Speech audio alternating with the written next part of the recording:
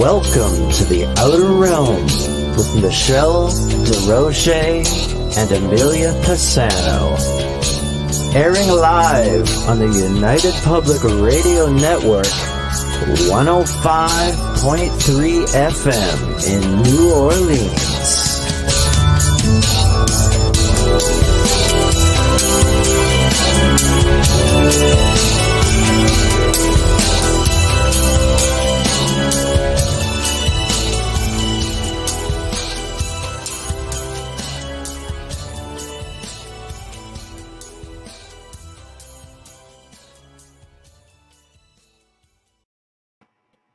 Good evening, everyone. Welcome to the Wednesday night segment of The Outer Realm. We are broadcasting live on United Public Radio Network, UFO Paranormal Radio Network, 105.3 and 107.7 FM from the beautiful city of New Orleans. We are also live on Roku. So now you can watch us from the comfort of your own living room. So if you have an account, head on over and seek out UFO Paranormal, and you will find little old us there. Anyway, we're fully sponsored by the amazing folks over at Folgers Coffee, who have been a part of our journey since the beginning. So thank you, Folgers. We appreciate you so very much, and we could not do it without you. Also, big thank you to Dr. Snick, the sonic surgeon, a.k.a. Justin Snicker, for his contribution of his time, his music, and his voice for our intro and occasionally outro. He's an award-winning composer of Halloween, horror, sci-fi, and dark wave electronic music, which can be found at locations such as Bandcamp, Spotify, iTunes, Amazon, you name it, you can find him. So thank you to Justin Snicker. Also, big thank you to artist Steve McGinnis. Basically, he does a lot of horror art, and he is the genius behind all of our artwork at the Outer Realm. So big thank you to him as well. Tonight, of course, we welcome the return of our friend and repeat guest, Reverend William Bean, who you guys, many of us know as Bill Bean, who's going to be discussing his new book, Tales from an Exorcist. So I'm sure he's always fascinating to listen to. So I have no doubt that's going to be an amazing segment. For those who want to partake in the chat room, please note that Roku has no chat room. So that brings us down to 7, which is, let's see here, YouTube, The Outer Realm, UFO Paranormal Radio, UFO Gods and Extraterrestrials. Then we jump over to Facebook, which is News on the Flip Side, UFO Paranormal, United Public Radio, Canada's Most Haunted, and of course, The Outer Realm, of course. And we do try to pay attention, to how many messages are coming in, but kind of look at it as like an 8-lane highway trying to come down into like one, and right? And it depends. Like, we're not just like purposely trying to ignore you all. We just have to kind of go with the pace of the guest as well. And then sometimes we may just put your comments up if there's no specific question attached. But beyond that, please be patient with us. Yeah, it doesn't feel like 7 chat rooms. It feels more like 30. I know. When everybody's in there. Yeah, it's hard to keep up. And remember, people, it's like for Bubbles and I, today's like our Monday. It's so true. Exactly. So be patient with us. It is We're doing our best. Anyway, so Bubbles, how's it going? And it's 9:00 at night, just saying. And that too. I'm good. You sound so much better. Sounds like a healthier week this week for you. I was just saying I could taste food and wine. Oh, I know. when you can't taste wine, life just sucks. It's true, especially on like really hard days. Hey, Kenny. Hey, Wayne. So it's definitely a little bit better than it's been the last couple of weeks. But I'm still fighting a little bit. But yeah, nothing compared to Wayne. I know, because he's still in the middle of it, sadly. And we know because you're still hacking that it's going to be over 10 days. Sorry, buddy. I hope you feel better. Yeah, he's a few days behind me, I think, 2 or 3. So I think it's a little bit more than that. Yeah. I want to ask the audience, if I can, what are your thoughts? Because I'm going to ask Reverend William, what are your thoughts on paranormal TikTok? Oh, I'm really curious because chime in. Yeah. Because I watch a lot of it. I mean, I search it and I look for it and I watch it when I'm actually researching something. I don't watch paranormal TikTok on a norm. I watch Italian grandmothers on TikTok Sure, she does. because I need to laugh. I need to laugh, right? Yeah. But I'm curious as to, there's such a huge following on TikTok, and I'm so curious as to what everybody's interest is. Are you for it? Are you against it? Is there something you'd like to see more of on there? Would you like to see clips of us on there? Yeah. Things like that.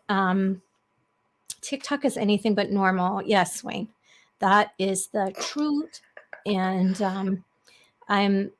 I'm just really amazed by how many things are on there and how careful you have to be about what you're watching, because there's a lot of fake stuff on there.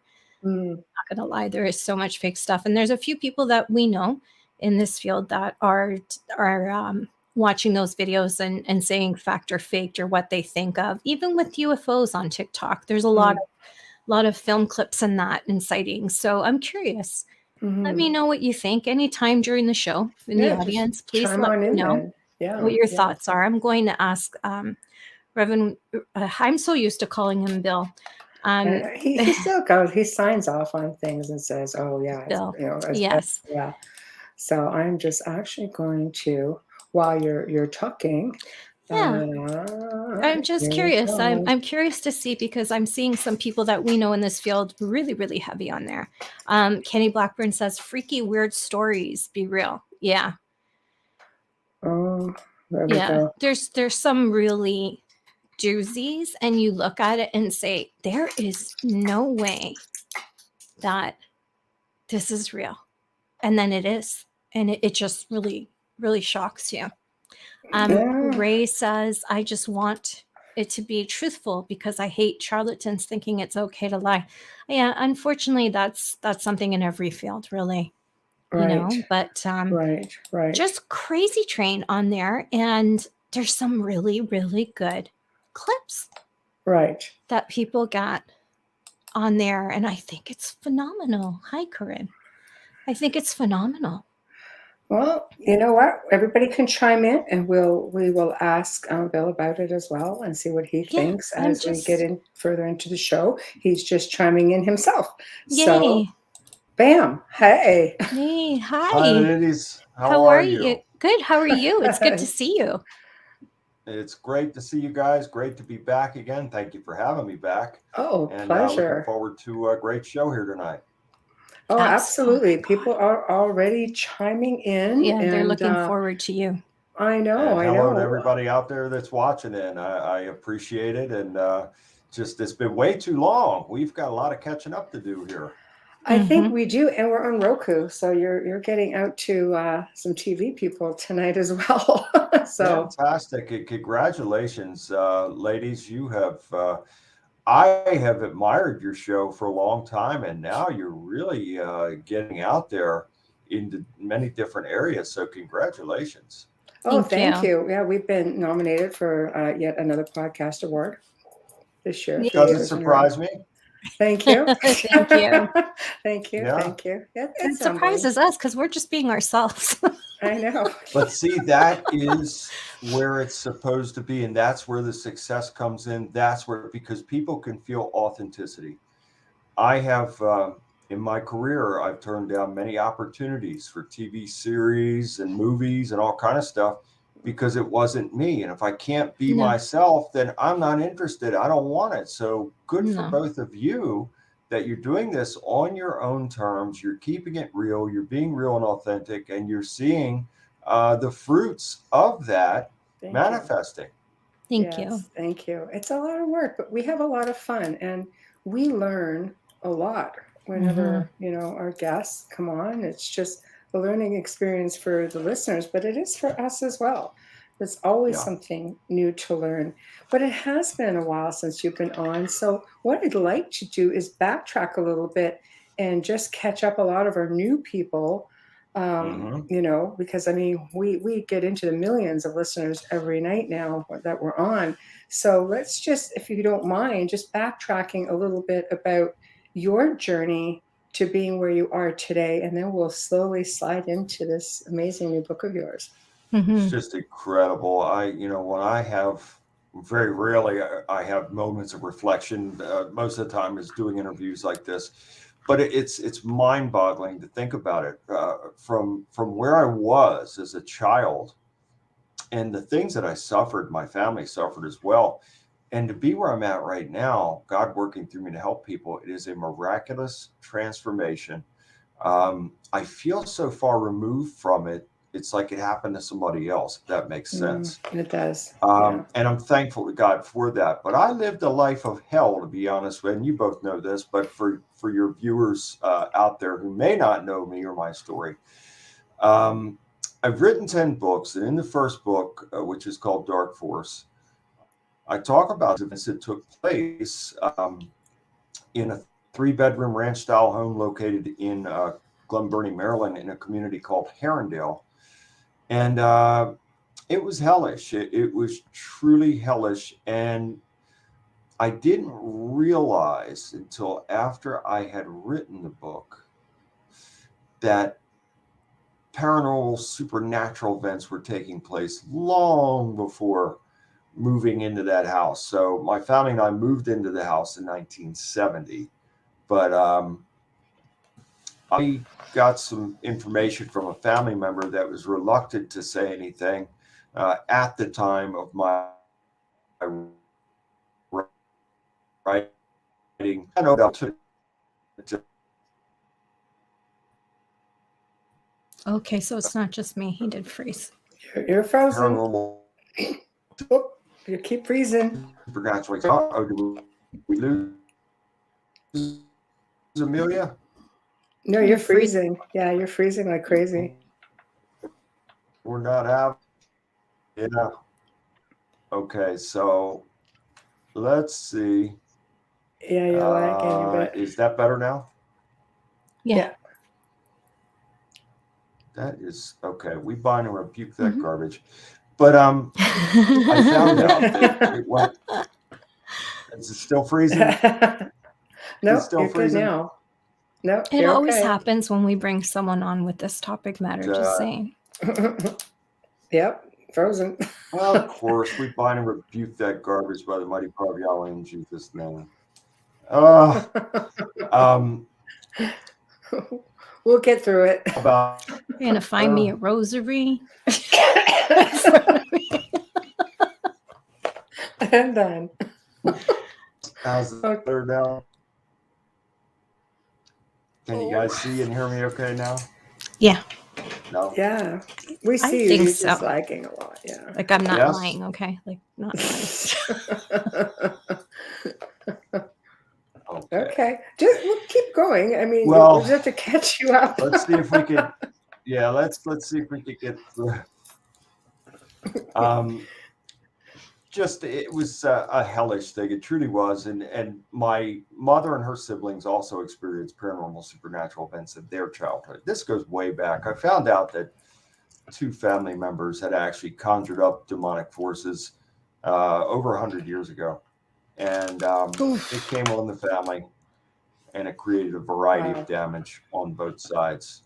Wow. Many mysterious and untimely deaths, bizarre circumstances. That came after surrounding your those book, deaths. wasn't it? Dark Forces. No, That's this goes way back. This Yeah, but the information. so my mother and her. Oh yes, correct. Yes, That's was right. the because I don't next remember one. reading about that. Okay, I'm just clarifying. Yeah. Okay. And so they and then I found out that my mother actually was in that area as a teenager because their family moved around quite a bit in childhood, and so she had exposure to that area as a teenager. And furthermore, I found out that many homes in the area, probably to this day, are still affected by evil demonic forces. I've been back as the spiritual warrior on several occasions, helping families in the area. So there is a lot going on still in the area. So I've said that my family came under attack because it was like a perfect storm. I feel that my parents were led to that area, that house where evil was already present and manifest. Furthermore, evil was present and still is to this day and manifests in that area. And there's a lot of history there. The house was located at the bottom of a downhill cul-de-sac. It was a 3-bedroom ranch-style home. It was semi-dilapidated. My father, William Bean Sr., was a master carpenter. He saw it as a restoration project, which he did. It made it to be a very nice-looking house, ultimately. But just from the very beginning, I was 4 years old. My sister was, she was 13. And from the very beginning, I recall standing in front of that house, and the two of us, that she agreed with me, that it just had this really ominous and foreboding look and feel about it. You could feel the evil, you could feel the negativity. And we were frightened. I was 4 years old. I shouldn't have been frightened like that. No. But my sister, again, it was very, very frightened. And so that's where it began for us. But you would go into the home, and it was very, very dark. It was always dark. It had dark brown paneling on the walls, almost black in color. And so even on the brightest of days, that house was dark, and it just had such an ominous feel and a heavy feel. When evil is present, you'll feel things like a heaviness in the air. Frequencies change as well, which could cause your ears to ring. You will smell foul odors. And then, of course, the feeling of presence as well. So there's many factors into this that will alert us to an evil presence. And that house had all of it. And so you would enter in through the front door into the living room. Now, interestingly enough, you would walk in through the front door, and there was the entrance had two wooden doors that were on sliders, and a story that I was not aware of, that I didn't write about in Dark Forest, but I wrote about it in my second version of Dark Forest, called Dark Forest Revisited, was that my brother, who is still affected by these things to this day, told me something. He does not like to talk about it, but I was over his house one day several years ago, and he revealed to me something that took place that I was not present. I was not even in the home at the time. I was visiting my grandmother, and he told me that he was on the couch in the living room. My father, who was a very rugged individual, he was as strong as a bull. He was a man's man, and a kind man, and blessed in every way that you could imagine.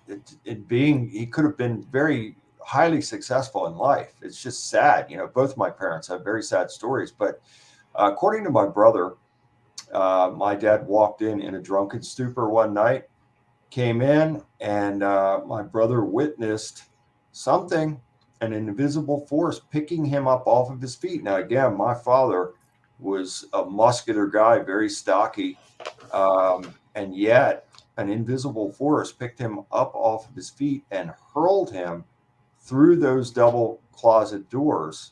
And for my brother to tell me that, I was taken aback, because he suffered a lot of trauma. He does not like to talk about it. And when he revealed that story to me, it just, I was astounded that he actually would talk about something like that. But that's just one incident of a plethora of things that took place there. My poor mother, Patricia Bean, she suffered more than any thousands of do. Oh no. So, Ooh. I've never seen such suffering as what I saw with my own mother over the years, and it was just so sad and tragic. And so my parents in the beginning, when we first moved in, my mother was the first to have an experience in the house. It took place while she was unpacking and organizing in the living room. She at first thought that it was my dad sneaking back in, because she felt a presence in the room. She was engrossed in what she was doing, and she felt a presence come into the room, and she really thought that it was my dad coming back in. And she spun around, fully anticipating on seeing him, and then her shock, no one was there. And then shortly after that, one of the bedroom doors slammed shut. It was my sister's door, the back room. We call it the back bedroom. It was the last room on the left at the end of the hallway. And that door slammed shut by itself. And that was enough to make her go outside and wait until we returned. Oh, no kidding. That's where it started with the Yeah, activity. you're not going to stay there and say, hey, can I get you something? Right. And so that's where it started. But then it gradually increased to more of those types of events, and then increased and went into a regular pattern of physical abuse. My mother and myself were physically abused by demonic forces for most of the time that we lived there. And unfortunately for my mother, she was not only suffering physical abuse at the hands of the demonic entities, but then as time went on, in 1970, my parents were social drinkers. You had house parties back then, family members, all that kind of stuff. And people drove drunk. There was a lot of that kind of stuff going on back then. Yeah. But as this supernatural activity increased, what happened was my father, who was used to being in control of every situation, finally found himself in a situation that he could not control. My parents believed in God, but were not religious. We did not attend church. We were never baptized or anything like that.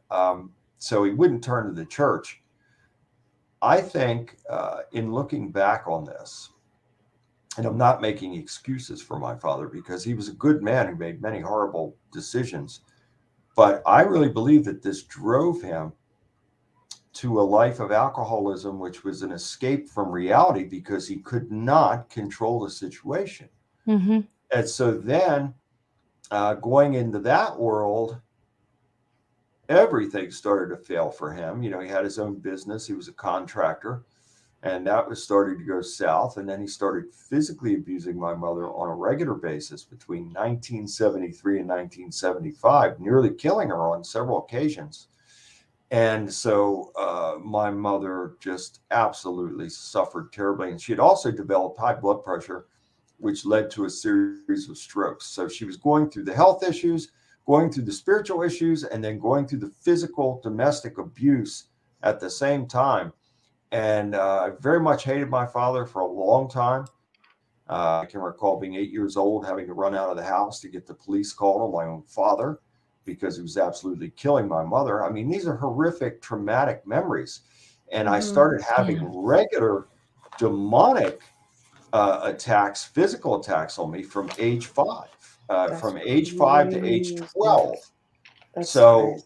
We literally went through hell. He left us in 1975.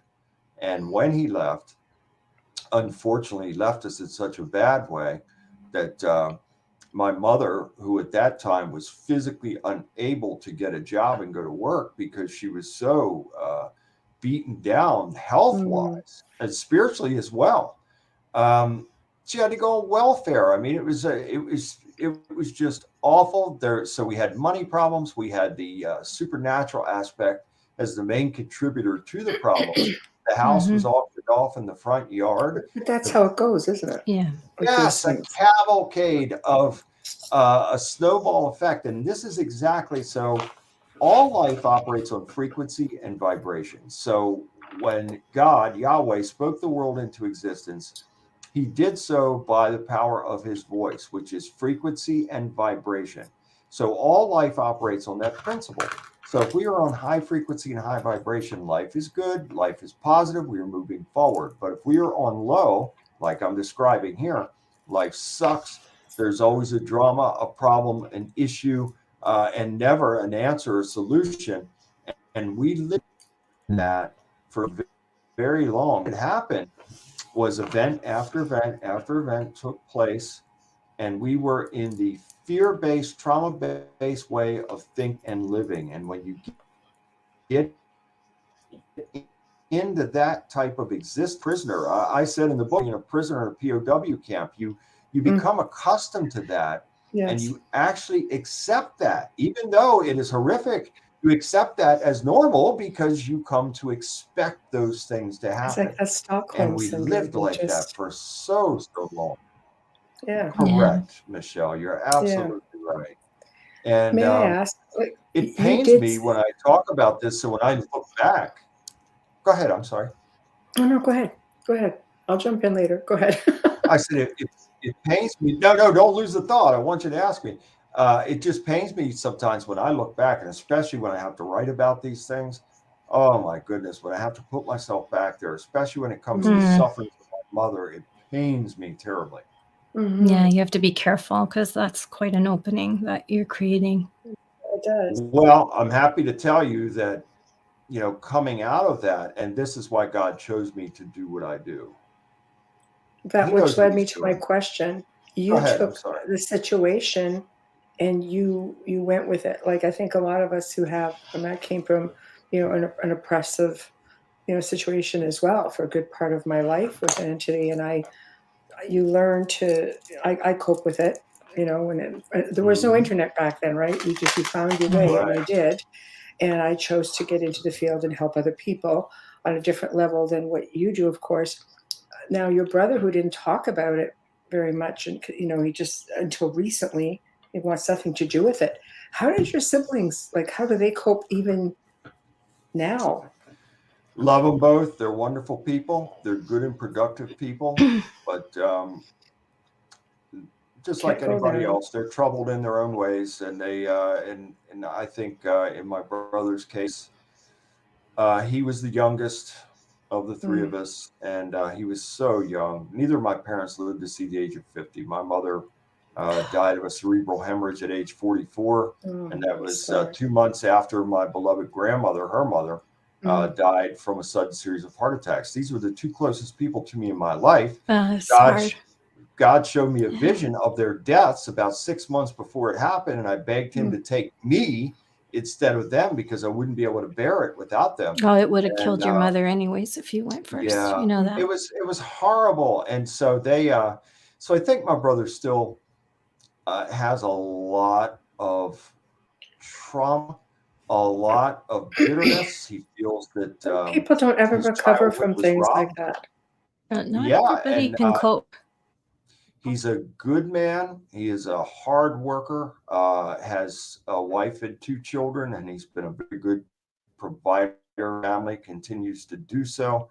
But let's just say they didn't choose the road of faith. Maybe I could say it that way. And I love them both dearly, and they're great people. But they don't share as much in faith as I do. And I pray that they'll get there one day. That's all I can say. Some people look at it and like they go the other way. It's like, why would you let this happen to me? Yeah, And then it's like out of sight, out of mind. After all, acknowledgement is empowerment. You don't yeah, acknowledge it, it doesn't exist. That's the mindset, of a lot of individuals. I think with yourself, you wanted to do something about it. For some of us, we can do this, and it was my calling. I do on a different level for the last couple of decades, and Amelia's on board, and it's just you either do it, accept it for what it is, and go full. I'd say full warrior mode, as I'm sure you'll agree, that's right. or you just sit back That's and absolutely right. watch it. Watch it infiltrate, because it does infiltrate. And when you think back, I remember Amelia and I talking. She would be telling me stories, of her upbringing, or even right up until the last couple of decades. And I'd say, well, similar with me. And then you sit back and you go, holy crap, I think I had something in the house. You don't think about it because it happens sometimes so gradually. And next thing you know, you've got And an subtly, yeah, infestation, you're fully oppressed, I that's thought right? it right. was untouchable because So we're Roman Catholic. Sorry, Michelle. that's okay. We're untouchable. I'm like, no, So my parents go to church. now you're full Yeah, on, no, you basically move forward and you decided to get into this. So maybe just walk us through to catch everyone up from that point yeah. on, where you Well, become, I'll warrior tell you how it dude. started, how it really started. The first test was at age 13. So it was back in that house, 1979. We had a priest involved. My family and I are not Catholic, but my step grandfather was, my mother's stepfather, and he went to his church. And they sent a priest out. I appreciated that. He was involved for the last 16 months that we lived there. And it got to the point to where he was bringing mason jars full of holy water and telling my mother, when she saw these manifestations, literally throw it at them. And that's how bad it had gotten. After my dad left, my mother came under pretty much nightly physical attack from these demonic entities, choking her. My mother had cuts, bruises, bite marks, scratches on her long after my dad had left. And she was also struck with a glass that was shot out of a cabinet like a projectile that busted her brow, rendered her unconscious. She had a concussion. She had to go to the hospital. So the abuse continued. But then my life had a lengthy conversation with my father's older brother, my Uncle Clifford. And he's no longer with us, but he's a devout Christian. And he told me that we could take power and authority over evil by the power of God. And I really didn't understand it until he sat down with me and started telling me this. And I'm telling you, God knows what he's doing. He brings people into our lives for a reason, right time. And certainly my uncle was there at the right time to give me this information because it empowered me. So for the first time in my life, after having that discussion with him, I felt like I had hope. I felt empowered. I was a victim for so long, and now all of a sudden I feel empowered. Little did I know that the very next day I would be engaged in my first battle against these evil forces. And this took place in the house after my mom had been picked up by an entity and literally thrown across the room. She landed in her makeup table. She was cut open. She was bruised. She was scratched. She had a new man in her life at that point in time, 1979. And his name was Richard. And Richard and I helped her to her feet. Richard wanted to take her to the hospital. She refused.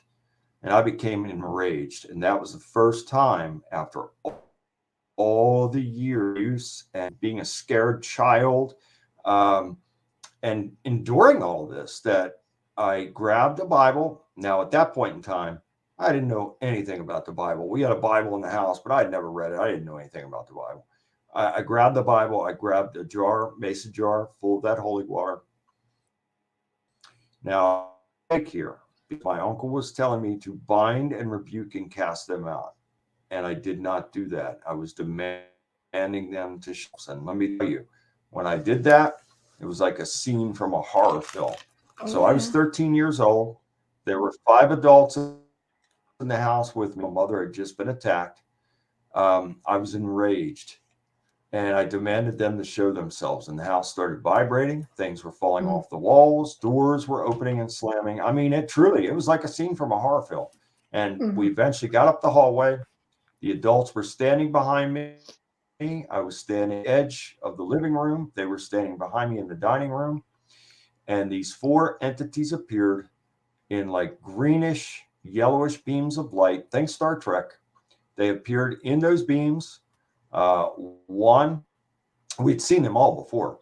One had the look, we call it the Undertaker. It had this black beard. Sometimes it wore a hat, sometimes it didn't, and it had chalky white skin, black eyes, very sinister. And the entity was attacking my mother on a regular basis. And then another one next to him had the look of a human male, red hair, curly hair, close, short curly hair, long scar down the side of its left side of his face, but also had chalky white skin and black eyes. And then there was a female, long dark hair, long black gown, sharp facial features, black eyes was what we call which I wrote about in my first book. Had to be at least 7 feet tall, glowing red eyes, and just like a black form. And we clearly saw them. And the adults were probably 10 feet behind me in the dining room. And we clearly saw those entities, I would say, for at least 3 seconds. And they didn't just suddenly vanish, they just dissipated. And as they dissipated, all the chaotic things that were happening in the house suddenly stopped. And there was a peace and a calm, momentarily anyway. And so that was the first battle for me at age 13 against those demonic forces.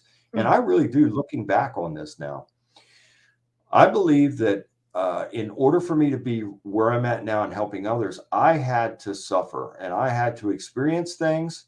And so I think that was a test for me from God to see if I could be this spiritual warrior that he would later 13 years call upon. old, though. That's Yes, 13 years old. And I'll tell you, I'll never, ever forget it. And I can't describe to both of you in words how enraged I was, because when you're victimized over and over and over and over and over, and you're pushed in a corner and you're bullied and some people, and I was one of those people, you're going to come out fighting. You've had enough, and now you're going to explode, and now you're going to be on the offense, and you've had it. And that's how it was with me. So I think that was my first test from God to see if I could actually stand up to these demonic supernatural forces. And so little did I know, because I have to tell you both, I had no intention of ever becoming an exorcist, spiritual deliverance minister, spiritual warrior, whatever you want to call me, because once I was free from this, and I wasn't free from it until I made the greatest decision that I've ever made in my life, and that was to make God first in my life, and then accept Yahshua, Jesus the Christ, in my life. That's when things changed. That's when I was free. And shortly after that is when God put a calling on my life to become a non-denomination minister that would go out and help people. And when I first got this calling, I thought, God must have a sense of humor, because why would he choose somebody like me? What can I do to help anybody? Because at that point in time, I felt worthless, to be honest with you. I had to quit school in the 8th grade because of the deaths of my mother and grandmother.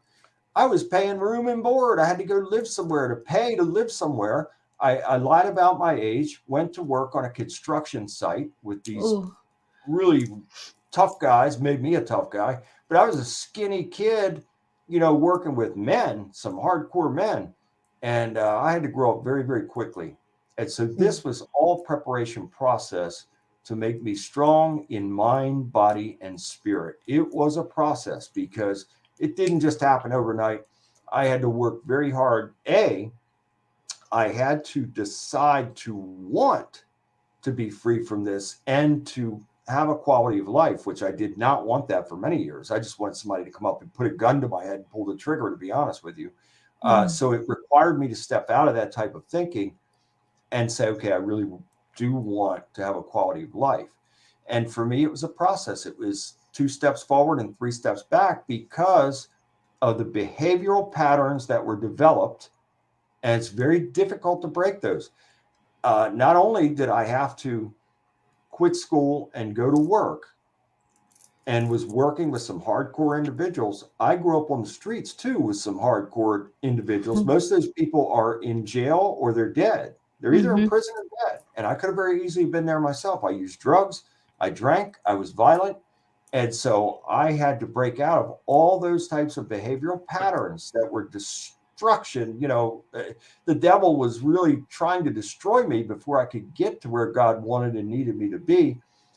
But it required my free will to want to be there and to want to be free from those things. So it was a process. But once I got there, I never looked back. And I'm so thankful to God for transforming my life from victim to victor. I'd never be a victim to anyone or anything again. And I can say that by the power of God working through me. And I thank him and praise him for it. So this is all part of this warrior mode mentality. And ladies, it's been an amazing journey ever since I finally accepted the call that God put on my life to go and help people. I just thinking back to the first time, the very first time I went to a family in Maryland that they had a serious demonic infestation and problem going on. Yet I knew when I first arrived on scene before I even went house, I just knew that this is what I was supposed to be doing. And I went in there, even though it was the first time for me. I had faith, and I truly believed that God would work through me to help those people. I did encounter demonic forces. At one point, when I was binding and rebuking and casting them out down in the basement, these two circular black forms, they look like two basketballs, and they merged together, and they went right out through the back door of the basement, right through the door as I was binding, rebuking, and casting out. So that's where it all started. And now here I am today. It is miraculous. I can't tell you, it's probably in the thousands now of people that God's worked through me to help, not only in America, but 54 other countries as well. And it just continues. And I'm thankful. Well, I don't think helping people has boundaries. Did you have something you No, want to say, Amelia? and not even Oh. language boundaries. Go ahead, Amelia. No. I'm sorry. No. My Yeah, I thought gosh, Amelia was never going to say something. It was apologize. backed off. Yeah. I was going to say, you know, sometimes even like I hear a lot from people who work as clergy. They're called. It's not a job. They're called. Yes. And I hear about those callings for most come very early. I honestly believe that you were called because of your strength, because you didn't break. And that's the type of resiliency that you need in that kind of work. I Spiritual completely agree with warfare you. is real. It's real. And I find now that it's almost like a 24/7 operation for me. If I'm not traveling, then I'm doing sessions with people via Skype, via phone. Yeah. And there are times that I'm on a Skype session at 5:30, 6 a.m., 6:30 a.m. with people from different parts of the world. It's just, I've had also encountered situations to where I had to I always completely rely on God, but in these instances, I really had to up my faith, because one instance took place in France. The family did not speak English. I do not speak French. Yet somehow, and they had a severe demonic problem, and somehow God worked through me, even though we couldn't understand each other in the language. It didn't matter, because supernaturally we were invoking the power of God over it, and those people were freed. Then another time, I helped a young lady who was demonically possessed in Cairo, Egypt. And it was a similar thing. They spoke very little to no English, but yet God worked through me to deliver her and the family as well. So that's, that when we're in the supernatural realms like that, there's no words to describe that, and the level of joy that I feel in knowing that God actually worked through me to help someone to be free from that. Right. It's what I was trying to say was just you telling your story. People don't think much of it, but it's huge, especially when you're on a platform like this where you're reaching millions of people. You're healing and helping at the same time. As you speak, every word is giving them strength to fight back. And that's a small step, but huge for them. It looks small on our side, but it's massive for someone who's going through this kind of attack. And I completely agree. I think the Michelle and I are here because we do radio because this way people can find us and reach us. Yeah. It's mostly for that. And I think it's important to do as much media as possible for that. I agree. And again, like I said at the opening of the show, I've been on up teen shows, and that's how people find me internationally, because they see me on some of those hauntings or Travel Channel stuff. I've done a lot of stuff with Travel Channel, but there are shows that I've turned down because, again, if I can't be real and authentic, then I don't want that. I'm not an entertainer, and I don't TV or whatever. I want to be real and authentic, and my drive and my mission every day of my life is to help somebody. Yeah, I agree. We have one question. Adrian, hi Adrian. Adrian says, where do the cast bound and rebuked entities go? Okay, so the way I do this, and let me say this, I'm not criticizing anybody. People do things in their own way and how God leads them to do it. I have seen, in some of the churches, in some of the more charismatic churches in America, pastors binding and rebuking and casting demons out. There's nothing wrong with that. But where the problem comes in is that when they're doing that, the demons are jumping into other people. Why? Because they're not so, and I'm not saying I'm perfect and the way that I do it is perfect, but I'm going to share with you how I do it and how God leads me to do it.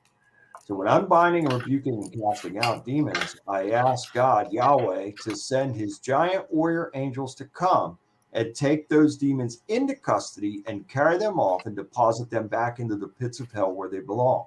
That way, everybody's covered. They're not jumping into anybody. They're not going into anybody else's houses. They are being taken into custody. So we have to be very thorough and mindful of these things when we're doing this, because otherwise it's very dangerous. Transference is huge in an exorcism. It's huge. It's a big part of how it moves around to avoid a priest or clergy working on the victim, the person who's possessed, and it'll bounce around. There's actually a film, and it's based on a true story, but yet and I'm not criticizing the Vatican, just the Vatican denounces it. And the woman's name is, let's just say, Maria, and she's put in a psych ward in Rome in a far off wing, which is locked down, and there's crucifixes and blessings everywhere. This woman was assisting at an exorcism, and it jumped into her, and she actually killed the people at the exorcism. Yeah, it can happen. It can absolutely happen. And even in my own case, I write about this in my latest book, Tales from an Exorcist. A loved one who shall remain named was demonically possessed for 22 days. And a Catholic priest, they did the exorcism, the leading authority on exorcism in Maryland at that time, and this was back in the 80s, late 80s, was involved in this case, and they had a set date to perform the exorcism over the family member of the loved one. Well, unfortunately, things got so bad. At one point, I had to call 911, and it took 9 police officers and EMTs to hold this 135-pound woman down. I was a very powerful individual myself back then. I could bench press 500 pounds. I was a power lifter.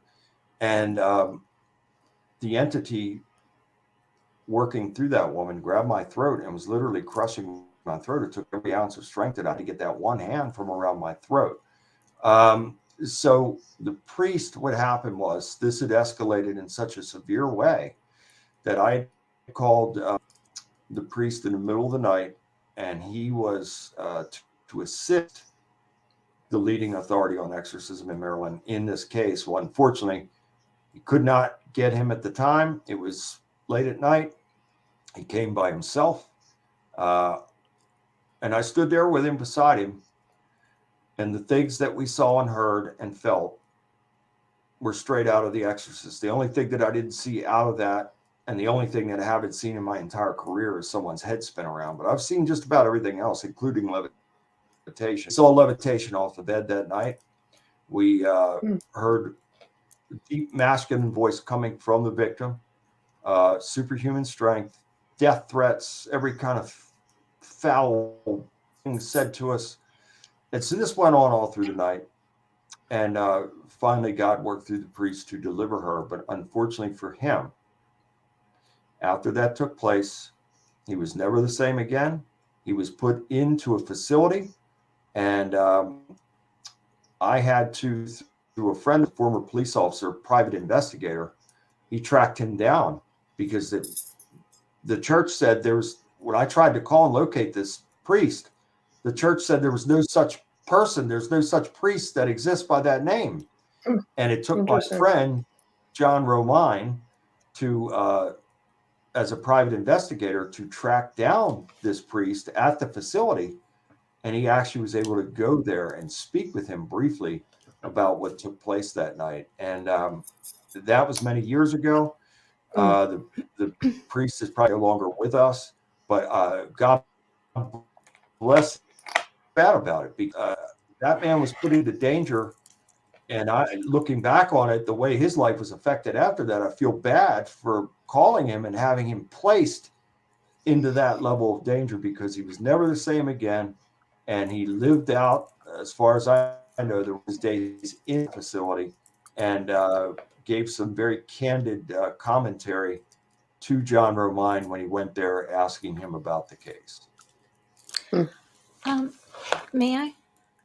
Yeah, of course. Thank you. No, I don't want to cross because Bill's lagging. I don't want to wait for the cross finger. everybody. Yeah, that's what I did earlier, but I wasn't sure if you I saw see me. the finger. It's like, okay. Excuse me. Yeah, this one, the pointer. Excuse me.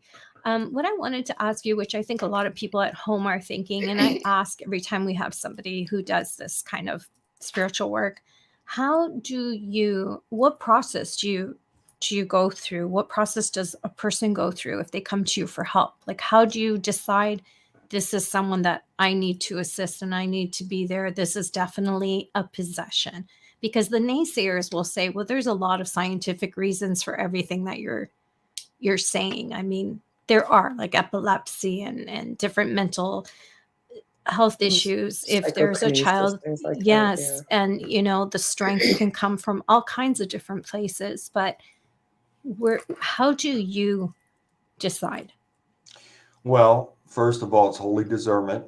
So am I perfect? Absolutely not. Do I claim to be? No way. No But one is. I'm real and authentic, and I try to do my best, and I try to be every day of my life, because I'm focused on helping others. So therefore, in my commitment to God, which is real and authentic, I try to draw as close to him as I possibly can, and he blesses me with holy discernment.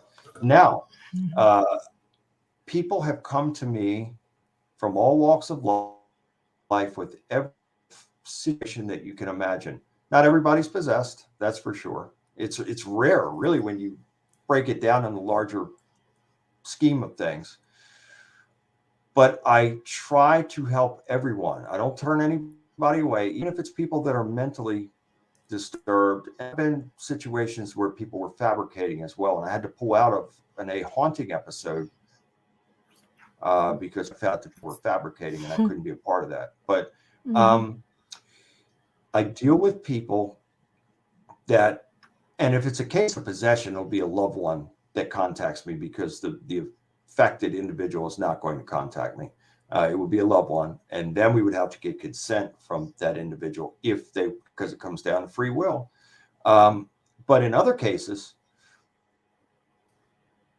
there are people, some type of block or attachment, a demonic stronghold. There are many levels to this. Family bloodline curse, ties, people that get into relationships with people that are toxic to them, and that develops a soul tie, and that will create a level of evil and negativity that will put a person under that type of curse, that everything continues to go negative due to that soul tie. There are people out there that do place curses on people, whether that is voodoo, Santeria, or Halia, or other things like that. It's very real. I can think off the top of my head of a few cases to where people actually had curses others, and it resulted in death in 2 cases that I could think of off the top of my head that I was involved in. So there are many levels to this. Yes, if it's somebody demonically possessed, he'll give me the whole. I also have to have dialogue. And so if it's phone dialogue, I am collecting the information. I need to know what's going on. So it's not that I want to know everybody's deep and dark secrets. I have to know, because we have to get to that level of discernment and clarification. Yeah. To know that if secrets this is in this situation. Account, is this a real and authentic account of demonic possession? Is this person oppressed? Is there an attachment? Is there a stronghold? Why is it? Is the victim or victims, are they under the influence of drugs and alcohol? Do they have other types of addictions? There are many trauma, childhood trauma. Yes. That is the number one thing, Amelia. Not in all the cases, but in a large amount of the cases throughout my career, Trauma, which stems from either child molestation or some type of rape or violent crime or something like that, is at the top of the list in many of the cases. And the hardest one to talk about, right? I have one more question, and I'm going to zip for a bit because there's a whole bunch of stuff. I would like to ask you if you are okay to share. If not, it's okay. I'm going to throw it out there. What is the scariest, the most frightening encounter that you have ever had? There are many. That's a tough one because there's so many. I didn't even I write know. about in the book. There are many. They're all coming. And again, I got to tell you, the two that there's a lot, but the two that I could say right off the top of my head, three actually. One was the case that I mentioned earlier about the loved one being possessed for 22 days. I was not the spiritual warrior then at that time. Didn't know the Bible, didn't know the scriptures. And that demon spoke through the victim and spoke to me directly and said, "For a man with such faith in your God, you surely don't know the Bible." And it started mocking me and my lack of knowledge and quoting scripture after scripture after scripture. So that was, and I could talk a lot more about that. Actually, I wrote about it in the book. And then another case took place in 2017. And the victim, it was so severe. And I've seen over the years, people's eyes go all white, all black, all red. And then in one case, the lady's eyes went to almost like a yellow color with reptilian slits. And I've personally seen these things. And even if you were standing I'm not laughing at you. I'm agreeing with you. But if you were standing there with me and you saw that, you'd have to, some people turn around and run. You'd have to rub your eyes and go, am I seeing this? Is this really it's hard happening? to absorb, right? It's hard to absorb, especially when you've never seen something like that. You're just like, what? A lot of people would turn and run. They would drop. But in another case, I just finished an exorcism, and this was in a very large home. I won't disclose the location. In the book, I changed around some of the locations and events and times. Of course. But this took place in a very large house. The lady was severely demonically possessed. God worked through me to free her. And then this is another thing. Not with there. After the exorcism is complete, in most cases, I will follow that up with a covenant renewal and a baptism. So I'll perform a baptism over the victim in their bathtub if I have to, sometimes swimming pool, baptize people in creeks, you name it. But after that, then I have to go through the entire home and make sure that there are no demons hiding or lurking anywhere in there. They don't want to go. They don't want to be smallest corners. Smallest corners in between the walls. Yeah. Well, in this one case, gone through the house, and then at the end, I had to go upstairs, and it was so this was like a 3 or 4 level house, and I think it was the 4th level. It had a wide set of steps that went up to an attic area, and the attic, I guess they were going to transform that into a master bedroom or something. And so I went up the steps. To my right, there was it was sort of like split in half. To the right, there was a lamp there, and there was some light. And I started, blessing everything and binding and rebuking and casting out any demons that might be there, asking Yahweh to send his angels to take them into custody, carry them off. So everything seemed fine on that side where the lamp was. So everything's complete there. Now I'm going to go left and start my trek to the other side, which was completely dark. And got over to that other side. And on the right, to my right, there was a window. There was like a double window. There was no curtains or anything like that. And the moonlight was coming in through that window. And there was, so between that window, and I would say maybe 10, 12 feet from the window shaft, And standing in between that window and relationship, I got pretty even, there, getting over there towards the window, the ventilation, standing in between that, no more than I would have to say 6 to 8 feet in front of me was this 7 or more feet tall black entity, all black, very similar to what I saw in the house as a child growing up. Glowing red eyes, looked like a hooded type of entity, but it also had something else that I hadn't seen before. It had these, almost looked like it was wings folded. You could see points sticking up past the shoulders, like wings were folded in. Almost like a bat. Yeah. And I think I had my Bible in my left hand,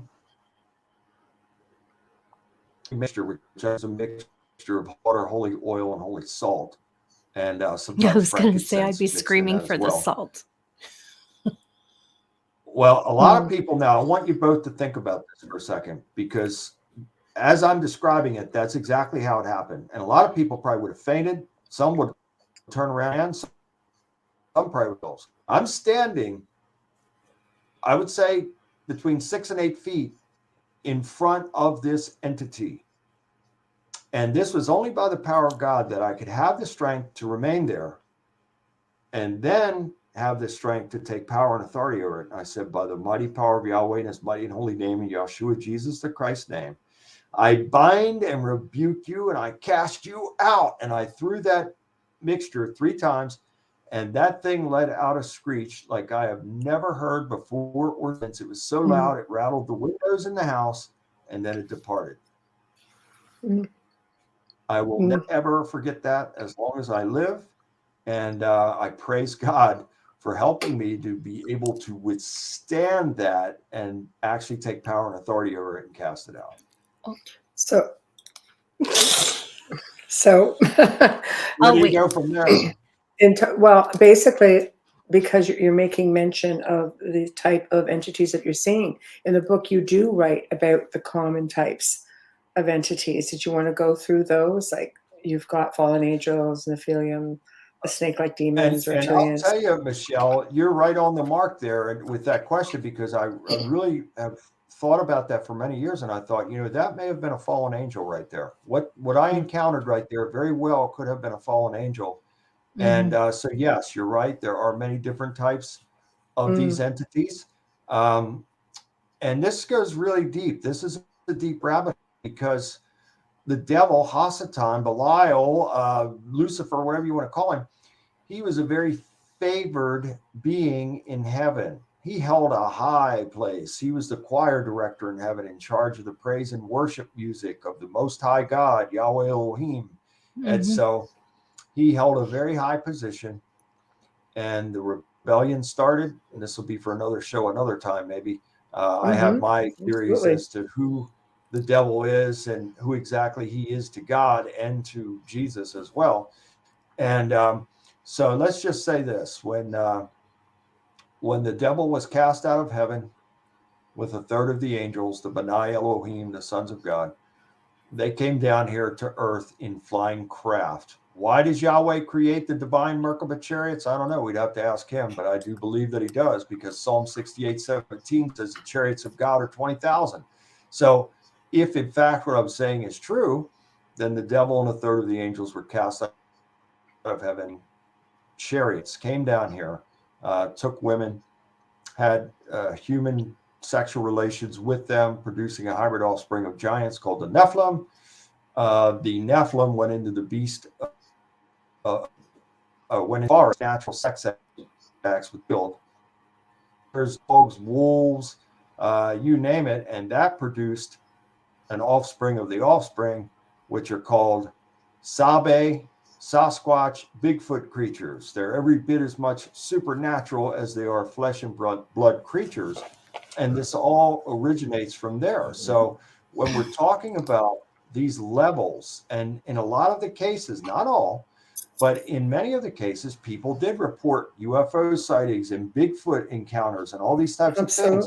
I'm not going to say that all of these Bigfoot, Sasquatch, Sabe creatures are evil and wicked, because I've had many personal experiences with them to where they were loving, sometimes threatening in other cases. But I think, like people, these beings have the propensity to do good or evil.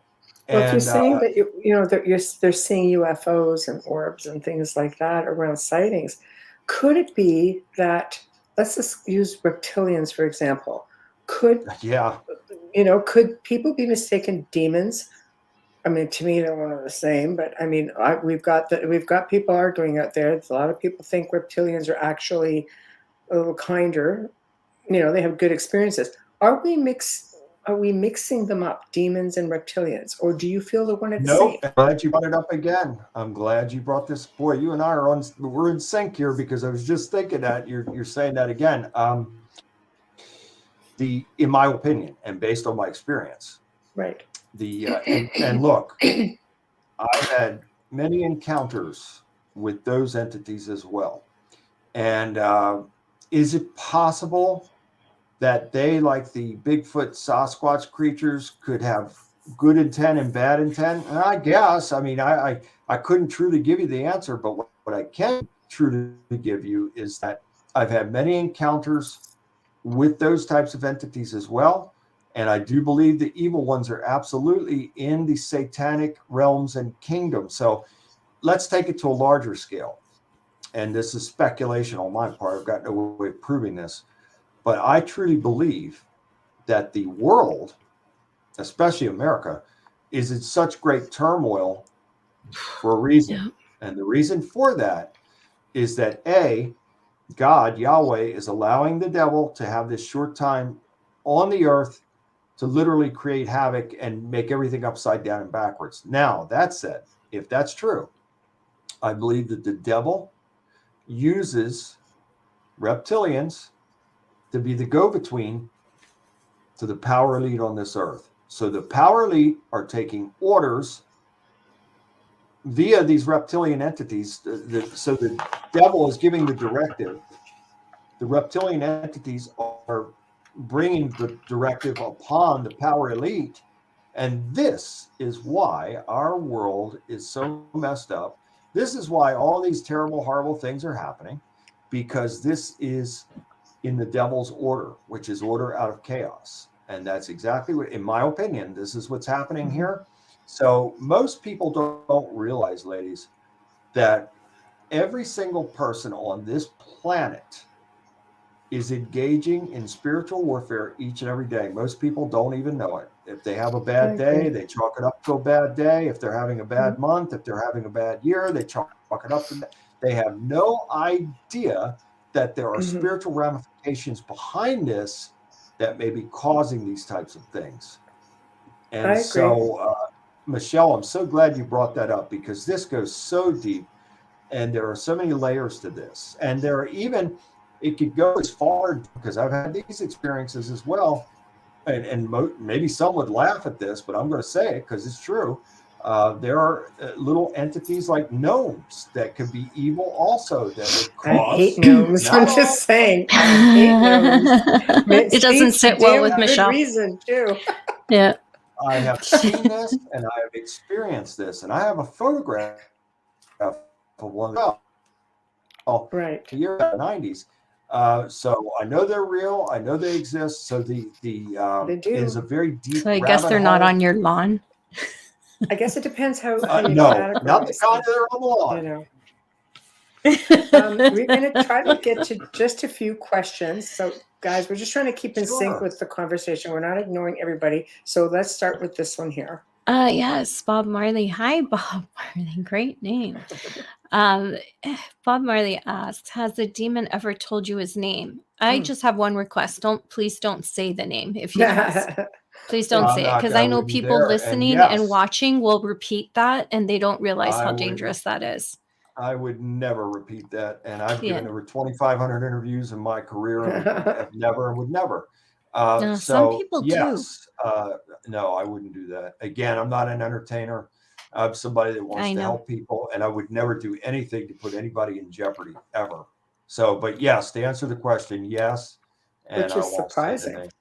Yeah. Wow. That You you're must I'll have say had it it to by you. the Yeah. throat to do that. Well, I'll say it to you like this. And again, this was before I was a spiritual warrior. Back in that case that I mentioned with the loved one, the demon spoke to me through that voice. And this was the first time that it had happened to me in this way. It said, "Why don't you just give up and join us?" And I said, "Who are you?" And it said a name.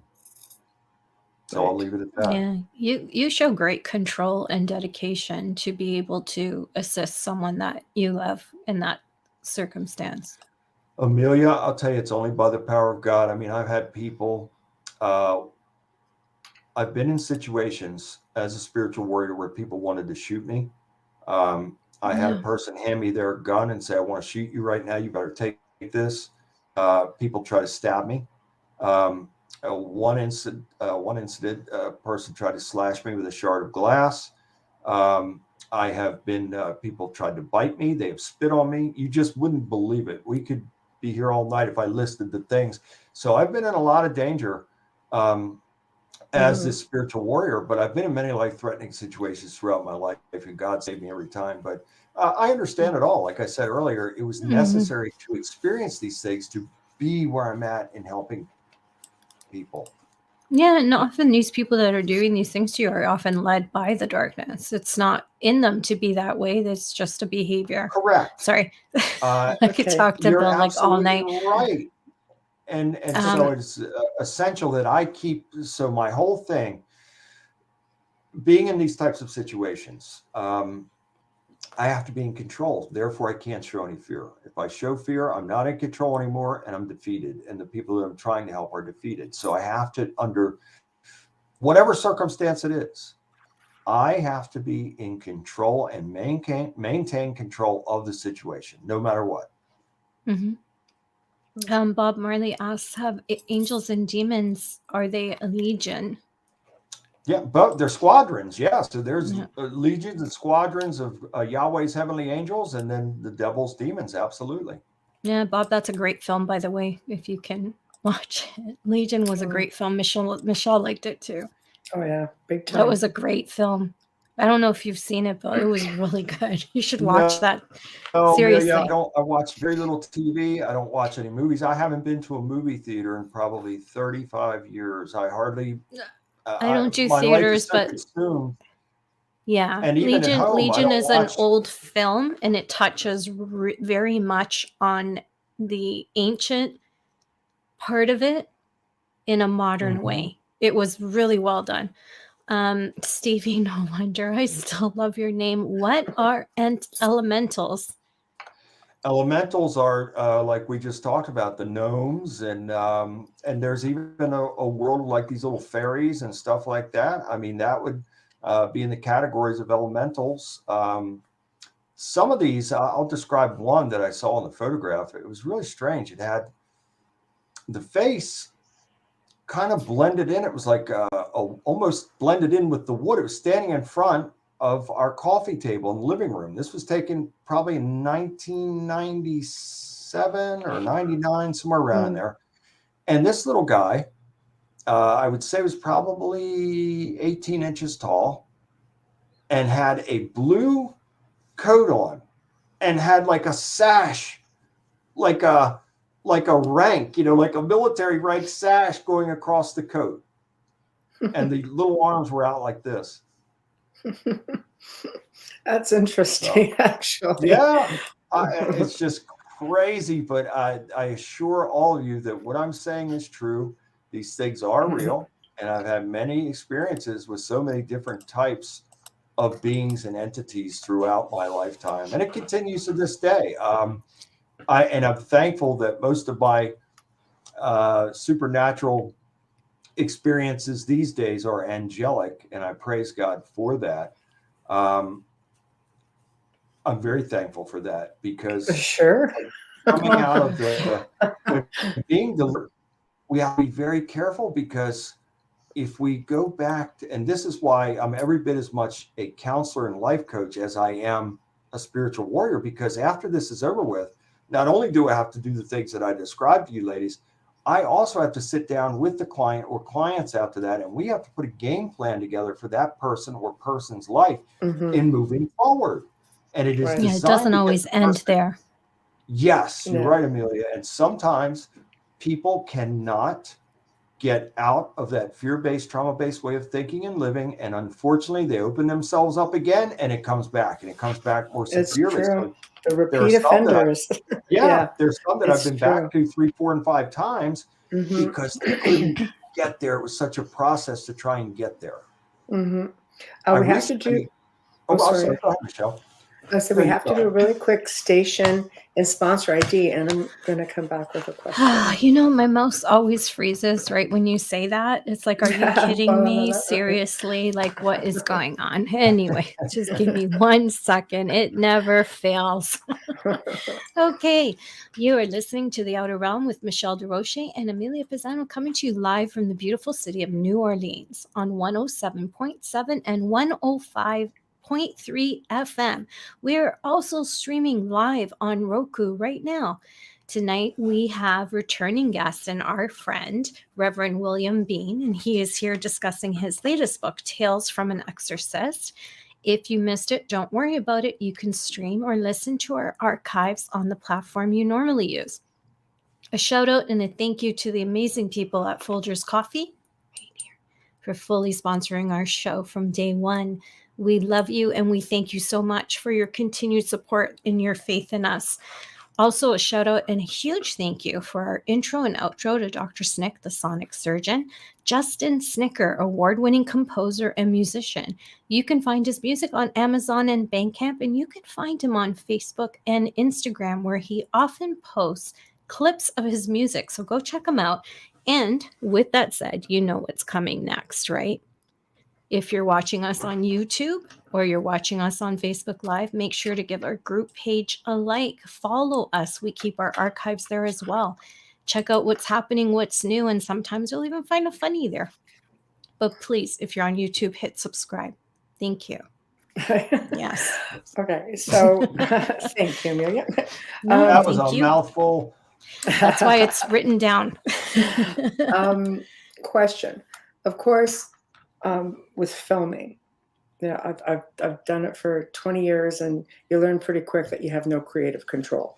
Yeah. So they bring you on for different reasons that they would have brought me on, as I'm not trying to perform an exorcism or deliverance on anybody on the spot. You're brought in to do this. Things are getting heated. You're maybe at a pinnacle, or maybe just close to accomplishing something, and they say, cut. What do you do? Yeah, it's and I get mad at myself. I've been in that situation one time. I wrote about it in the book, Right. and how can I say this? It was a very Gently. difficult experience. However, yeah, and a close friend of mine got me involved in that project, and what really got me involved was him contacting me and saying, "Look, this lady really needs help. She's got some serious issues," and so that's what attracted me to the project, is wanting to help her. But the process, oh dear God, in all the other shoots that I've done over the years, I was so blessed to be able to go. Either they would come to me, and we would go to a hotel or someplace and do the shoot, or a bed and breakfast or something like that, or I would go. They would fly me out to the location, whatever it may be. Go in there, do one take, and it's done. It's over with. But in this situation, oh my goodness, I think I was there, was it 5 days, 4 nights or something? I was there almost the whole week. And that was very difficult for me because I don't work that way. That's exhausting. And then waiting as much as 2 to 3 hours in between filming scenes. It was maddening for me because, again, I'm focused on wanting to help this lady. And they wouldn't even let us communicate with each other. I never met or communicated with her until the last night of the shoot, which took place in a church. And I performed the spiritual deliverance, and that lady had some demonic, to the point to where she was ready to commit suicide. She had some serious demonic strongholds and oppression, which was she wasn't far from a full possession, but I would say that she was demonically oppressed, not because you're oppressed for years. Like some people do it their whole lives, right? I mean, yes. Yeah. I'm glad that you said that, because a lot of people don't understand it because of that whole Hollywood thing. Oh, they're possessed. They've been possessed for years. It's like, no, it doesn't work like that. No, they don't understand that. I'm glad you said that, Michelle. And it was so difficult for me, but the end result in knowing that God ultimately worked through me to free her was the greatest thing in the world. She's doing very well now, and I praise God for that. But I'm glad. the steps leading up to that was absolute madness. And it was, again, I'm trying to be gentle with what I'm saying here. It was something that I wouldn't put myself in again. I would not be in that same, it just doesn't work. If you have to go back to help, right? Yeah, yes, but there's nothing against a production. It just goes back to the TV thing. Like, it's not a right. Okay. But to try and do something like this for real, with TV cameras rolling and production crew and all that, it's just it doesn't work. It's not possible. You can't do these things on cue. I mean, sometimes this lasts I've gone into places in the afternoon and came out in the wee hours of the morning, coming out. So, I mean, this is over when it's over. I have no control over how long this is going to take for this person to be delivered. That's entirely up to God. That's spiritual energy work. You can't be sorry. That's why I keep muting my mic, because the dog's moaning every time he turns over. He's 15. He's going to be 15. 15 in July. Yeah, his growl is like, I'm like, I was going to schedule an appointment with Bill. I accidentally bumped his head because I didn't realize he was there. He's so quiet. He's old. He's 15. He can't even see. But anyways, oh my gosh! Now I forgot what I was going to say. Well, you were talking about the process. No, you were talking about the process of how it went. Yeah, thank you. Yeah, you can't do work and then be stopped in the middle of it and say, okay, you got to come back in a couple of hours. It's like, wait a minute, like, this person's life is at stake here. This is real. Yeah, I mean, you're not going to stop a cop from freeing a hostage. So why would they stop you from? This is crazy. Yeah, and sorry. So it got a little. Michelle's right in what she said. It got a little heated. Yeah. And this, their production have skills to meet. They're doing their job. I understand that. That's right. But you've now called me in to provide a service for this woman, and you can't come in while I'm in the middle of performing this service and, oh, here we are. We're going to talk loud and we're going to cuss and we're going to break everything down. No, that's not going to work. It didn't work. Say hi to Bill. And so we. Dana, she said you helped her. She wanted to say hi to you. Hi, Dana. Yes, God bless her. Dana's a wonderful woman. But I was not going to come in. And now I'm sincerely trying to help this person to be free. And then you're just going to walk in and all of a sudden, all these foul words and you're breaking down everything and it's business as usual. No, I asked them to leave and to get out. And so it got a little heated there. And I'm sorry for that. And I have no hard feelings against anybody, and it just is what it is. It went the way that it went, but it's just not something that can be filmed. Yeah, I wanted to bring it up because of the fact that people look at television and they assume like, oh boy, that was quick and it's that easy.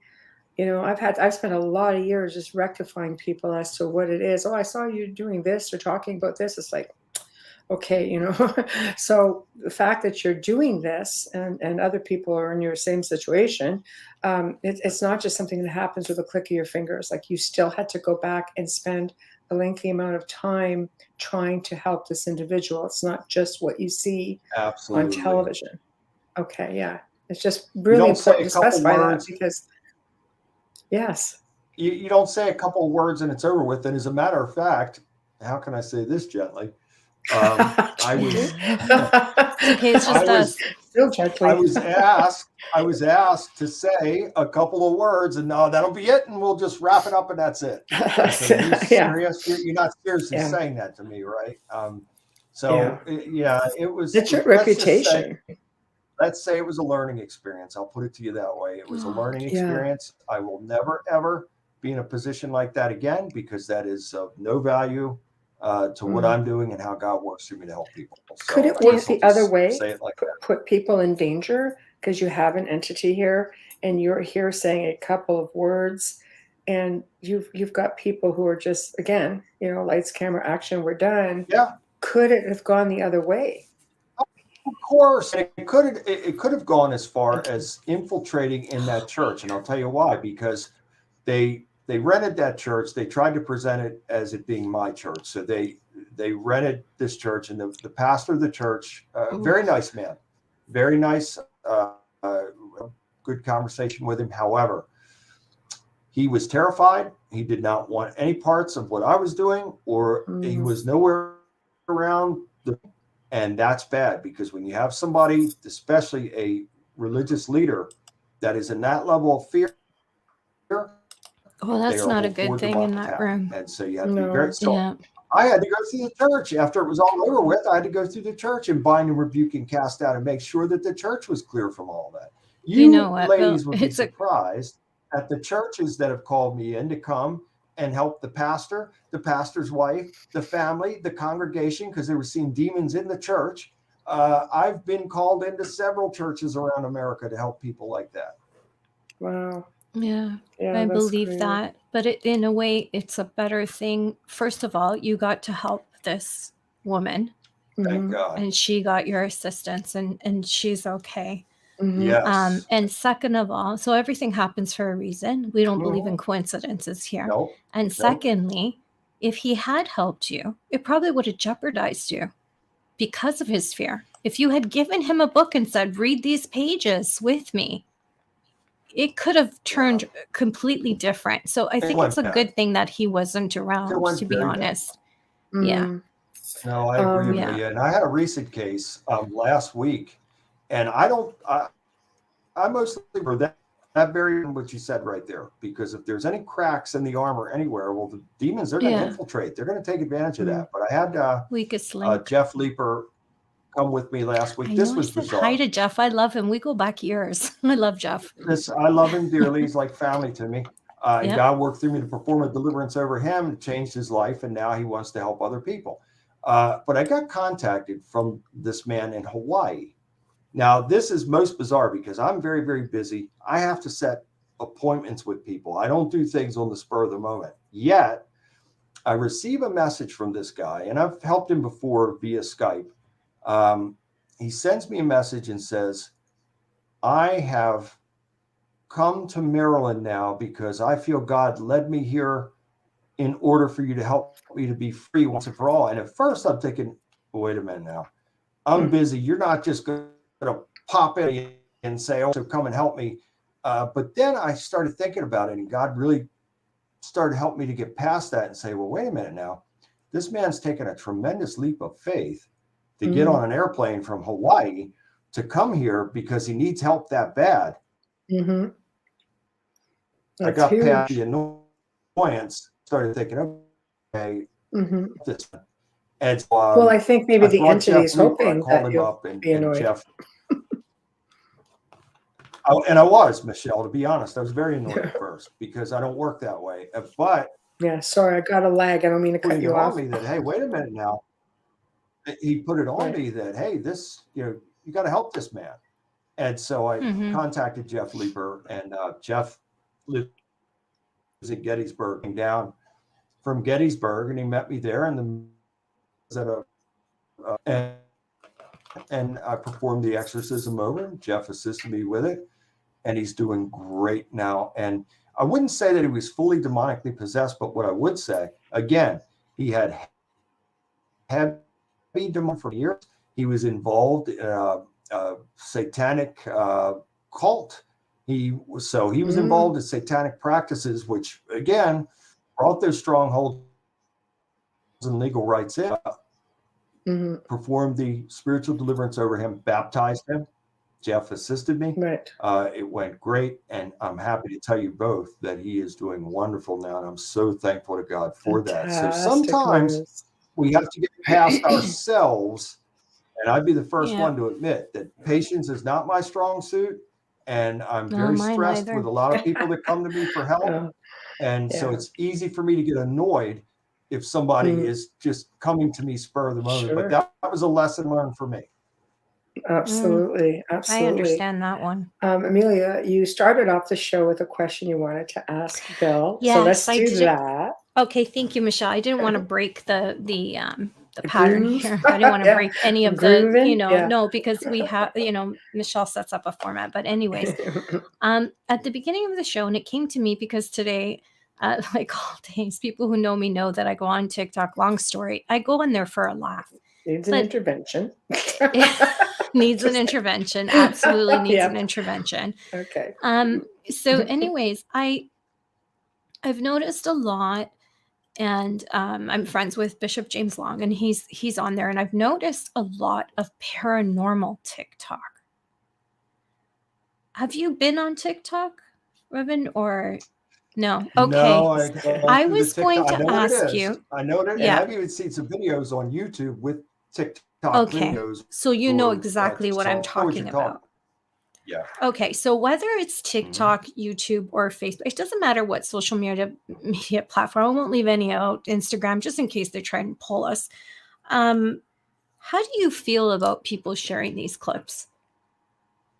Do you think it's Well, you can be patient and take a deep breath, Well. because that's how I am when I look at these. Yeah. I'm It's grateful for dangerous. people who go on there who are in this field and show them and give their honest opinions on them. I'm grateful for that. But I feel like, like anything, there's good and bad to everything. And it could create a demon or an angel out of Oh, you this. think it can Use the open a pun. door? Is that what Open you're a door. Yeah. Satan is the prince and the power of the air, which means the airwaves. So we have to be very careful, because though we can't see them, I assure you they are there. There's portals everywhere, dimensional Yeah. doorways, and they can be opened. Even taking something. So my best advice for anybody that would be watching something like that, pray over it first and just say, Yahweh rebuke thee, or I seal this portal up by the mighty power of Yahweh in Jesus' name. Do something to invoke the power of God over that, to make sure that the portal is closed. I would recommend that you don't watch, but if you do something to make sure that portal's closed. Otherwise, the person is vulnerable for those things coming through and causing problems. See, I agree with you. It's sort of like when we're listening to EVPs, electronic voice Same phenomena. thing. You have to be careful to not let that bleed out into the atmosphere. Like I have like probably, I've got 100, 200 hours of growly stuff, just because that's what I Yeah. spent 2 decades doing. And you can't put that out to the atmosphere. I mean, you take a really big chance that you're not just literally opening a door on the spot. A lot of researchers will just be really careful with things like that. Use headphones. They won't even go digital. A lot of them. Yeah. You Yeah, know? it's dangerous. It really is. And especially nowadays, and I'll tell you why. Because there are such as and HARP that are designed, CERN especially, they're designed, that, in my opinion, is the most dangerous weapon on planet Earth that we know of. It's designed to open these portals and doorways. And so you don't know what's on the other side of that, and what's just waiting and hiding and lurking there, waiting to come through. And so in our world today, so you have CERN doing that. You have HARP, that is a weapon in its own, that could cause a variety of damage, including mind control things. But it can expand the ionosphere, which is the uppermost part of the sky, and then point these lasers at targets, including individuals. And so when you have that type of technology present, which I believe is fallen angel technology, by the way, when you have that type of technology present, then anything is possible. And pretty much anything that you can imagine in your mind is possible. I agree with you. You Amelia? don't, sorry, thank you. You don't watch any television, so you're not aware of what's going on in New York City Fashion Week this week. No. Fashion Week. It's a big thing. You may want to Google search it.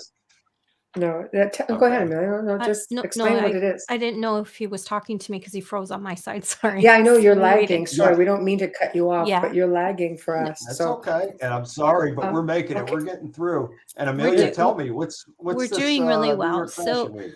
I saw this post and it was really disturbing because not long ago, Balenciaga had this campaign out. You know about that, right? Yeah. Okay, you're going to want to Google search New York City Fashion Week, Satan. Okay. That's all I'm going to say. That's It's how it'll come up. Yeah, Images. It's horrific. You Google it, you're gonna kind of you're get prepared to just pick your jaw off the floor. So yeah, and my They're point wide here open is now. This is all wide open. we're leading into something that is out there on social media in our pop. It's all out in the open now. Quotation marks pop culture. Yeah. And it's damaging and it's dangerous, regardless of what your thoughts and beliefs are with faith or anything. This is damaging, whether you believe in God or not. See, what this was is damaging for quiet children. And secretive is now out in the open. It's right? very Amelia open. And I were talking about that. Yeah. And this fashion show, when I saw it, I just fell over. Support this. You're watching? Are you looking at it? But when you have those in positions of power that support this kind of stuff, it's wide open. They're bold and they're emboldened to do anything and everything. Why? Because they can. And yes. And New York City Fashion Week is huge. So that is going to be publicized everywhere and never go away because it's the internet. It's true. And it was a brilliant move on their part. Most is there is a blatant disregard for the safety of children. And that disturbs me more than anything, is that these types of people are allowed to indoctrinate children into a certain belief system. And then I remember certain politicians saying that we're going to capture the youth. And that's exactly what is happening here. And it becomes a brainwash. And then no matter what the three of us say, it matters to people like that because they are indoctrinated and they are down with literally with the devil and those causes. And it's very sad. It's very tragic as well.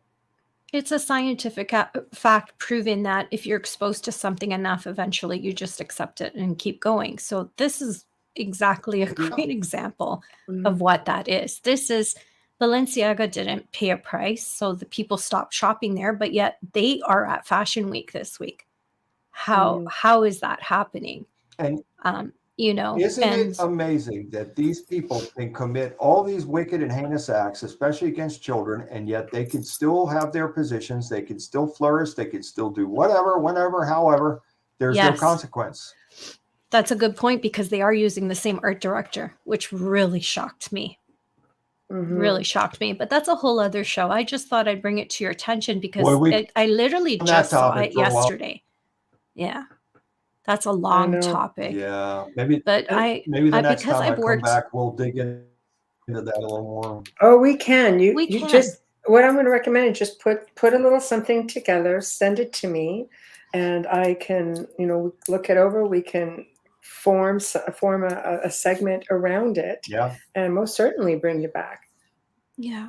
No, it's always great to be. Look, we could go on and on and on. That's for sure. Absolutely. I mean, the time always goes so fast when the three of us are talking. It's always fun. We're getting slowly to the top of the hour. So this is basically the part of the show where you promote yourself. Tell everybody what you have coming up. Tell everybody how to find you.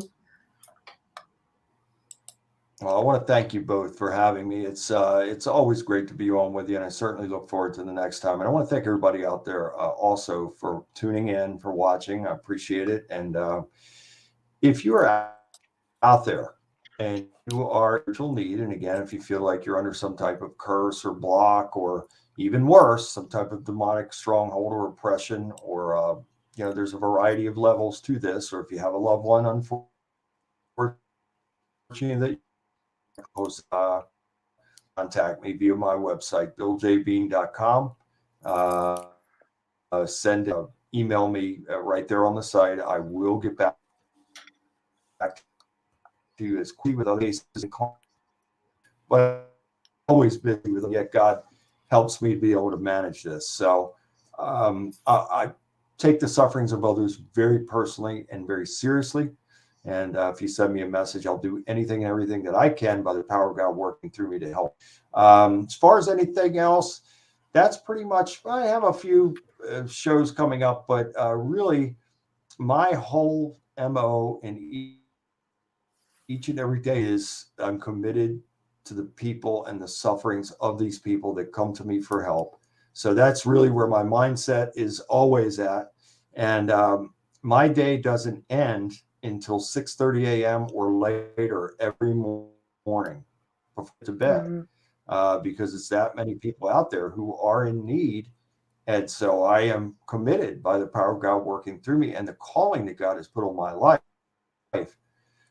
Do the best and be the best that I can be for these people and try and help them to A, be free, and B, move forward past it. Mm-hmm. Yeah, wise words, and thank you for doing that. It's people sometimes don't realize exactly what's happening to them until it's too late. I wanted to touch on one more thing I did not want to forget, because Becca made a comment earlier, and I meant to put it out there about how many times because Amelia and I've encountered this. I mean, for years I've heard stories of this where they try to get their own church to come in and help them, and they just don't. Sorry. I went through the same. Was that right? Yeah. Priest Yeah. wouldn't pass the foyer. He threw the holy water from the front door. Exactly. I'm in trouble. Yeah. I'm in trouble if you're and not this walking goes in my back to house. what you were saying. This goes back to what you were saying about a holy man being fearful. It goes back to the Bible, the 7 sons of Sheba. If you are not going worth, the only way it can be is to be in complete faith and have no fear. You just can't. Otherwise, you're subject to some bad things happening. And boy, I've heard stories of people being attacked over the years that were trying to, help others. And I've had people offer me money to train them.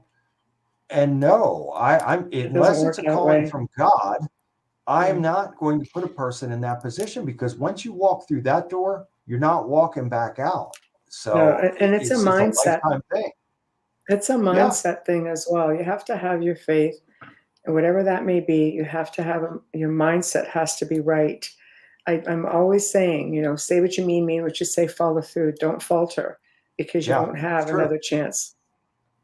Absolutely correct. And, unfortunately, there are people out there that see these things on TV, and then they'll send messages. Oh, I can do what you do. I want to train me, all that. And I say, look, I'm sorry, it doesn't work that way.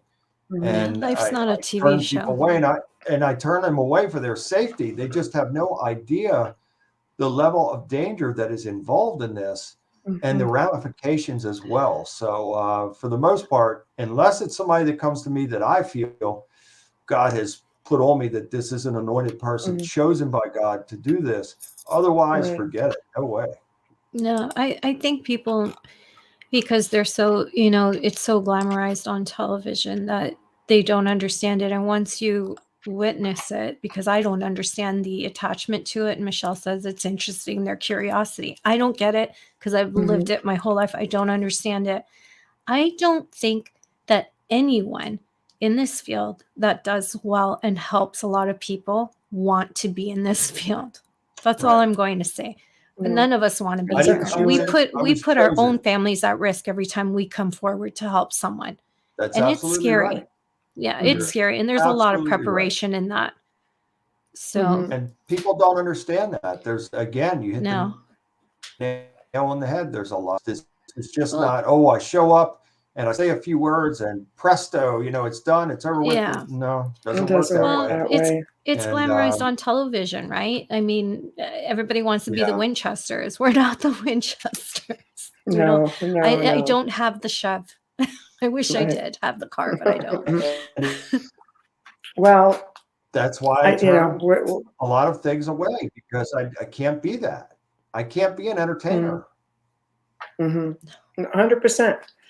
100%. You just, I think television, for me, media for me has always been an avenue of people finding me, and that's what I've spent 20 years doing.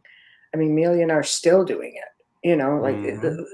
this Oh is my the way. God, 4 years This is the now. way to reach people. Is what we're doing. Let's face it.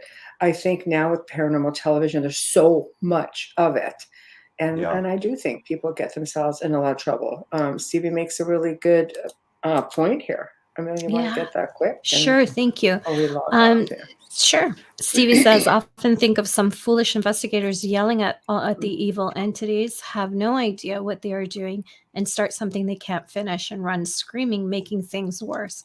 If I could It's add to true. that, leaving the families to deal with that as well. Well, that's the Correct. problem. As a lot of Yeah. people, I think, with social media and internet, they have groups, and kudos to everybody who's out there and wants to, help people and people who want to research. Some people are better left to research more Yeah. than anything else than getting in there and helping people, because, if you're emulating what you're seeing and you're not really learning or trying Yeah. to get knowledge about your craft, so to speak, you're leaving that family and potentially yourself and those who are with you in a lot worse situation. Or just go to the amazing, just all these public places that are fun, to research. And there's just a lot that we're all still learning. I've been in this for like I said, a couple of decades. I learn something new every single day.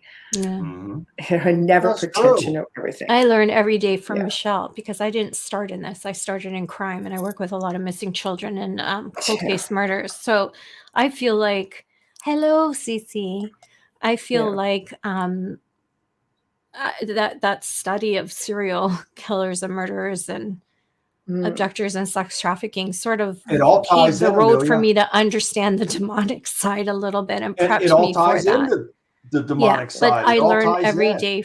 I learn every day from Michelle as well. So Well, I'm you guys grateful are a for great that. team, and God brought you together Thank you. to you. love each other, help each other, and learn. And you're doing just that. And I say this all the time on my little show, is that knowledge is power, and power perceived is power achieved. And my mind is a sponge to learn something new every day. I'm committed Yes. to learning.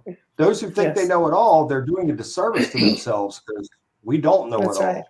And The we should journey always ends when you thirst for stop knowledge. learning, right? Yeah, right. That's right. Absolutely right. Well, thank Wow, you. what a dialogue. We could continue for another 4 to 5 hours. Easy. And we shall, just not tonight. Yeah, part deux. Why, thank I you, know. I ladies. just got my Parts voice deux. back in the last couple of days. I'd like to keep She it. I needs would some have shown rest. you. She's no. not resting. She's been sick for a couple weeks. Poor thing. Oh my I'm God! gonna Yes. I'm gonna pray for you. I pray for both of you all the time anyway, but I'll be Thank praying for you. you Thank when you. we end the show. And let's end it with a prayer. Father, I thank you and praise you for this blessed and appointed time. And I thank you and praise you for this wonderful time spent tonight with Michelle. And please bless Michelle and help her to overcome whatever's sickness or whatever's happened that has compromised her voice. I ask that you please bless completely. And I ask the same for Amelia with whatever she may be needing. I ask that you continue to bless them with an abundance of love, peace, joy, good health. And I pray that for everybody that is also viewing this as well. Please bless them and help them with whatever it is that they may be needing. We thank you and praise you for everything, Father, in Jesus' name. Thank you. Amen. Thank you Thank very you. much. So I may it be appreciate so. that. Thank you. Thank you. And, Much love and and God bless you, ladies, and your families. And you. Thank you. thank you. I'll be in touch. And we will talk again soon. Please. Yes, Okay. let's do Yes, that. We'll I look set up forward another to it. date. All right. Thanks. Well, we've come to the end of another fantastic show. Oh my gosh. Everybody's Kevin's chiming awake. in. Thank you, thank you, thank you. Kevin's awake. I know. Yeah. What are you doing awake, Hi, Kevin? Kevin. Honestly. Yeah. So, but anyway, thank you very much for everybody tuning in. You just make that show, our show, that much better. If you are, wherever you're listening, whether it be, Facebook, whether it be YouTube, wherever the case may be, Roku, subscribe, like, follow. We appreciate you so much. Big thank you to Reverend Bill Bean. He's just always such a delight. He's been on the show at least, this, I don't know, probably the fourth time. Oh, I was But going to say, we, yeah. we really love him. So we'll definitely bring him back. Also, big thank you to Folgers Coffee for sponsoring tonight's show. Big thank you to Dr. Snick, Justin Snicker. Big thank you to Steve McGinnis. Thank you. Tomorrow night, we welcome for the very first time Heather L. Arnold. And she's going to be discussing her continued research and her subtract called The Island of the Giants, the Lost Race of Giants of Aruba, Bonaire, and Curacao. I hope I said that right. Probably not. I probably butchered it, but you'll have to tune in to find out. So until then, we wish you guys a really good night, and thank you all for tuning in. We appreciate you all very much. Thank you and good night.